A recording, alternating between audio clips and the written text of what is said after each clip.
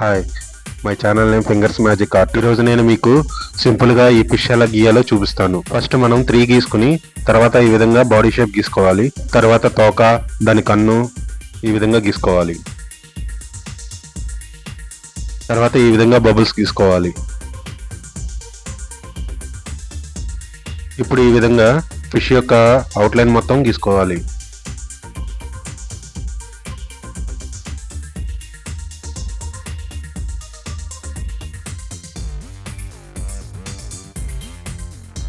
తర్వాత ఈ విధంగా కలర్ ఫిల్ చేసుకోవాలి. నేను బాడీ కలర్కి ఆరెంజ్ కలర్ వేస్తున్నాను.